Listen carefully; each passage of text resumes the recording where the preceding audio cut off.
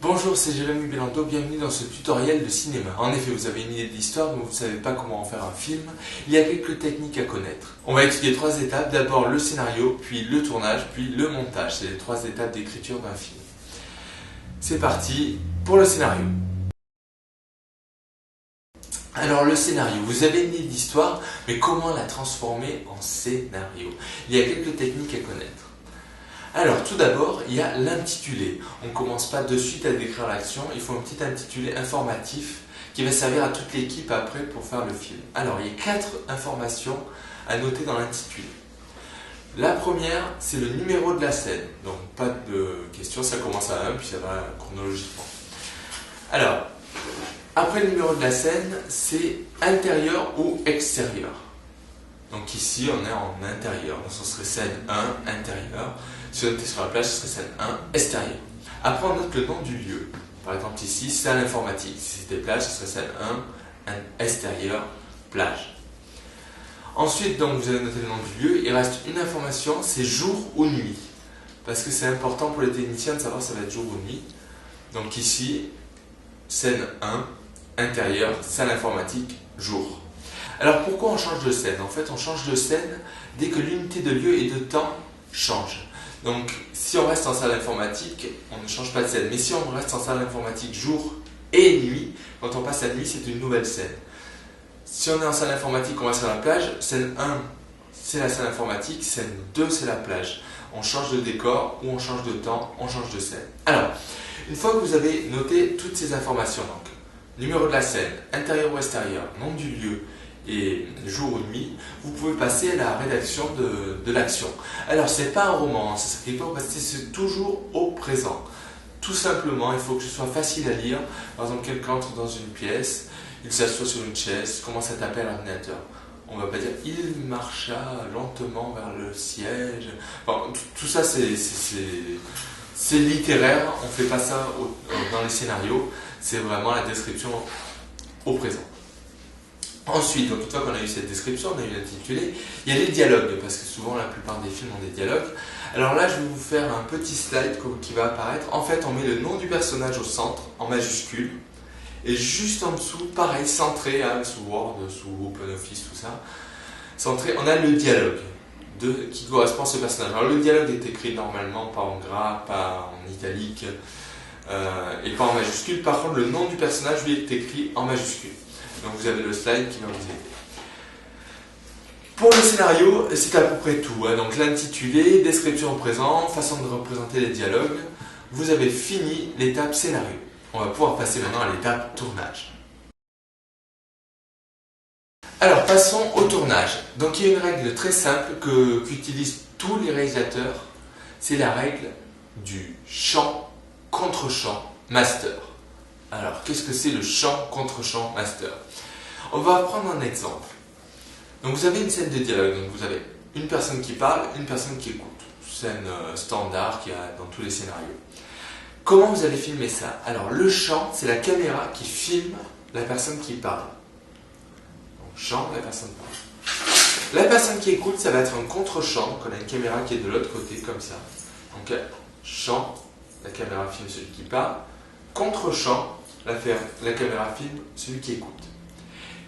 Et master, c'est les deux personnes, l'une qui parle, l'autre qui écoute, en plan large dans la pièce, pour situer le décor.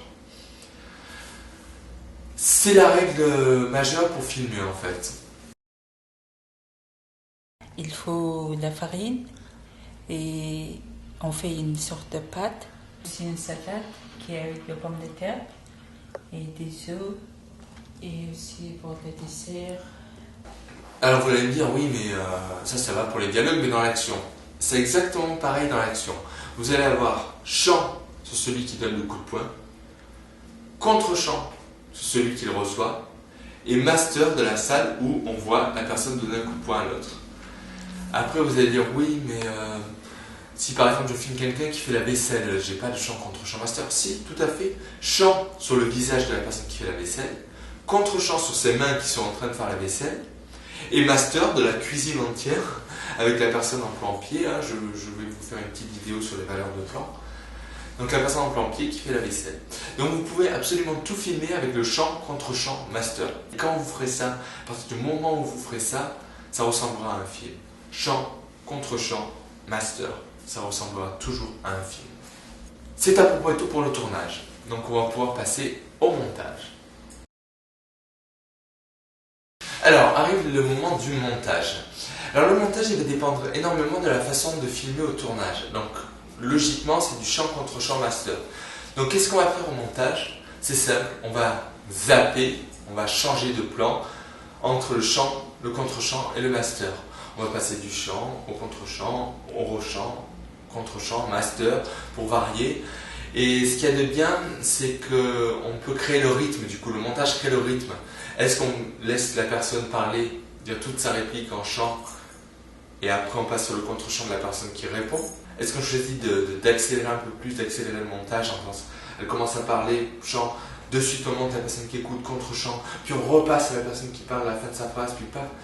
Ça, c'est à choisir, ça va être en lien avec le réalisateur, qu'est-ce qu'il va vouloir, et le monteur, qu'est-ce qu'il va donner. Voilà, mais en fait, c'est pas plus compliqué que du zappage en champ contre champ master. Des fois, il y a des petits inserts, c'est-à-dire par exemple, on va lui donner un chocolat, une tablette de chocolat, on va faire un plan insert tablette de chocolat, puis on repasse sur le champ contre champ master. C'est pas plus compliqué que ça, hein. On zappe, on change de champ contre champ master, on met des bruitages, on rajoute la musique, on retouche la couleur de l'image. Alors je vais faire un petit aparté sur les logiciels de montage maintenant. Vous avez une large gamme de logiciels de montage, amateurs, gratuits et professionnels payants. Alors, contrairement à ce qu'on pourrait croire, je trouve que les logiciels professionnels sont plus faciles à utiliser que les logiciels amateurs parce qu'ils sont beaucoup plus logiques, c'est beaucoup plus logique dans le montage. On prend le plan, on insère, on coupe. Par exemple, un logiciel comme Windows Movie Maker est très difficile à utiliser. Moi, je trouve que c'est une véritable horreur. Alors qu'il y a Adobe Premiere Pro qui est pro et qui peut paraître plus complexe à la base et en fait beaucoup plus simple et beaucoup plus logique. Alors, je pense que ces logiciels amateurs, ils sont bien pour tester, savoir si vous aimez le montage, si ça vous plaît, si vous êtes doué pour ça. C'est pas mal, vous allez vous arracher un peu les cheveux, mais vous verrez. Après, les logiciels pro, ça c'est beaucoup plus simple, ça permet de faire un travail bien meilleur. Alors juste un petit point bonus sur la lumière, l'éclairage. Alors il y a 3 éclairages à faire pour éclairer un personnage. L'éclairage principal qui vient de ce côté ou de ce côté, ça peut dépendre. On appelle ça le K-light, la lumière principale. Donc elle doit être assez forte. Derrière, on a la backlight, elle vient de derrière et elle décroche le personnage du fond. Elle va faire un halo de lumière pour décrocher le personnage du fond. Si la couleur est similaire et tout ça, avec la backlight, on décroche le personnage du fond, toujours pour retrouver une espèce de perspective, de relief. Donc on a la K-light qui arrive comme ça principale, la backlight qui décroche du fond, et la field light, c'est une lumière d'ambiance qui est moins forte que les deux autres et qui va éclairer un petit peu ce côté. Et pourquoi on éclaire comme ça? Pour retrouver pareil du relief. Là ça va bien éclairer, là un peu moins, et là bien derrière beaucoup. Du coup ça crée du relief, ça crée de l'esthétique, c'est très esthétique, donc c'est pour ça qu'ils éclairent comme ça. Donc en résumé, K-light, backlight, field light. Voilà. Et un petit point très important sur la règle des 180 degrés. Alors ça a un lien avec le champ contre champ master. Alors vous avez les deux personnes qui parlent. Vous avez votre champ, votre contre-champ, votre master. Il faut imaginer qu'entre les deux personnes, il y a une ligne. Une ligne qui passe au milieu des deux personnes. Donc on a là la ligne, là la personne qui parle. Il ne faut pas que la caméra soit d'un côté de la ligne et de l'autre. Sinon on a l'impression que les personnages ne se regardent pas. Il faut que les caméras soient de ce côté et de ce côté. Ou alors de ce côté et de ce côté. Mais pas de ce côté et de ce côté. Il ne faut pas mélanger, il ne faut pas passer la ligne qu'on appelle la ligne des 180 degrés. La ligne droite, on filme toujours du même côté ou toujours du même côté, mais pas comme ça. C'est une règle qui fera pro. Souvent les amateurs se trompent, ils ne font pas attention à ça et ça fait vraiment amateur.